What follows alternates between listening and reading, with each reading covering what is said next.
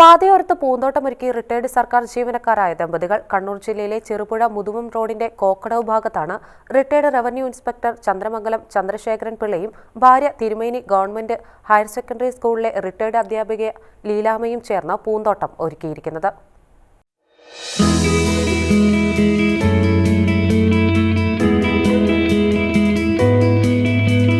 വീടിനോട് ചേർന്നുള്ള പാതയോരത്ത് 500-ലേറെ ചെണ്ടുമല്ലിച്ചെടികളാണ് ഇവർ നട്ടുവളർത്തിയത്. അതിരാവിലെ എഴുന്നേക്കുന്ന ദമ്പതികൾ ഉദ്യാന പാലനത്തിന് ഇറങ്ങും. ചെടികളുടെ സമീപത്ത് പച്ചക്കറി കൃഷിയും ചെയ്യുന്നുണ്ട്.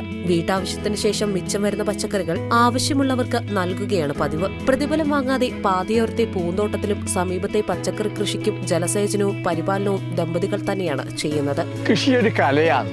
മലനടിക്കാടുകൾ തിങ്ങി വിങ്ങി, മരതകക്കാന്തിയിൽ മുങ്ങി മുങ്ങി, കരളും മിഴിയും കവർന്നു മിന്നി, കറിയറ്റ ഒരാളസർ ഗ്രാമഭംഗി. 82 വയസ്സായെങ്കിലും അങ്ങനെ ഒരു പ്രായമായിപ്പോയി എന്നുള്ള ഒരു ദുഃഖമോ ബുദ്ധിമുട്ടോ അനുഭവപ്പെടുന്നില്ല.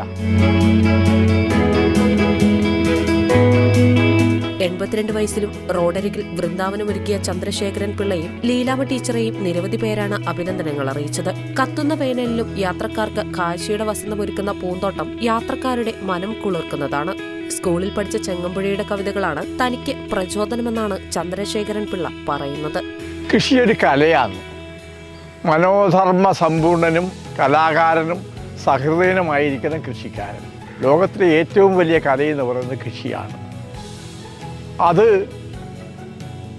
നമുക്ക് അനുഭവിച്ചു കഴിയുമ്പോഴേ അതിൻ്റെ ഗുണം അറിയുള്ളൂ.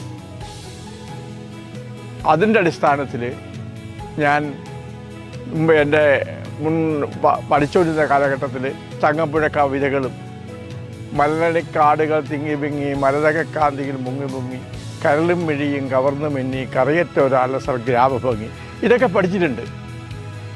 അങ്ങനെ ഇരിക്കുമ്പോൾ എനിക്ക് തോന്നി റിട്ടയർ ചെയ്തതിന് ശേഷം സന്തോഷവും സമാധാനവും മറ്റുള്ളവർക്ക് പ്രയോജനം ഉണ്ടാക്കുന്ന തരത്തിലേക്ക് പ്രവർത്തിക്കുകയാണെങ്കിൽ നല്ലതാണ്. ശിഷ്ടജീവിതം സമ്പന്നവും സന്തുഷ്ടവുമാകണമെങ്കിൽ കാർഷിക മേഖലയിലേക്ക് ഇറങ്ങണമെന്ന് എനിക്ക് തോന്നി. അതും പ്രകാരം ഇറങ്ങിയതാണ് ഇതൊക്കെ ചെയ്യുന്നത്. 3 തരം ചെണ്ടുമല്ലിച്ചെടികളാണ് ഇവിടെ കൃഷി ചെയ്യുന്നത്. വിവിധ നഴ്സറികളിൽ നിന്നുമാണ് വിത്തുകൾ ശേഖരിച്ചത്. ഇവരുടെ പൂന്തോട്ടം കാണാനും ചിത്രങ്ങൾ എടുക്കാനും നിരവധി പേരാണ് ഇവിടെ എത്തുന്നത്. ഷെക്കാന ന്യൂസ്, കണ്ണൂർ.